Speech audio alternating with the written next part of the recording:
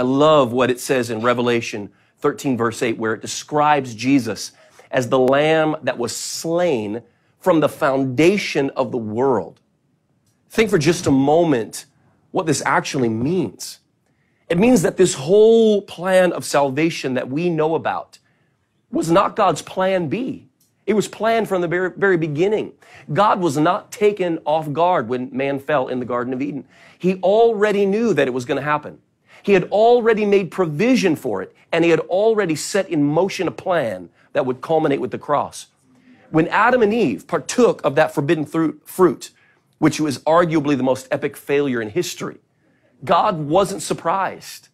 In fact, their failure had already been factored into his plan, and provision had already been made for their redemption. So my friend, if you have failed, be encouraged by this thought.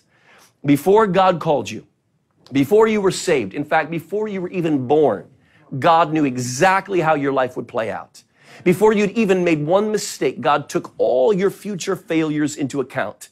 And in his infinite wisdom and love, he preempted your blunders with a plan to turn your tragedy into a triumph in the end.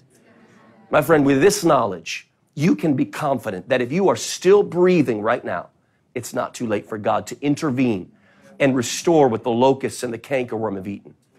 Now, having said these things, it's important for me to make clear that disobedience is not a trivial matter, and I am not trying to trivialize it. God's grace does not guarantee that we'll never have to live with the negative consequences of our actions. In fact, many times, even though God forgives and restores, there are still scars that remain from disobedience. And often the process of correcting our mistakes can be a long and painful one, at least longer than it would have been had we obeyed. For example, you know the story of Jonah. He was called to go to Nineveh.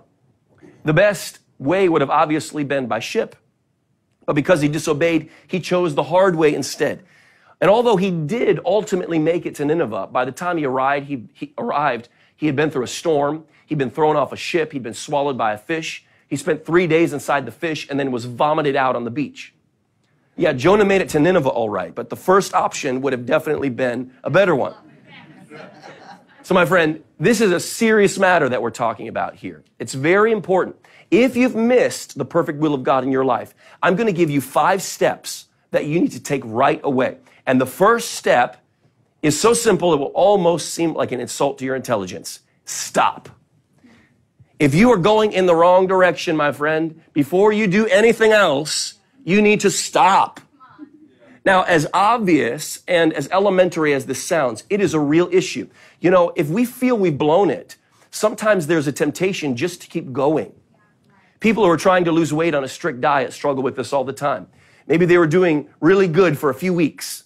They lost a few pounds, and then a holiday came.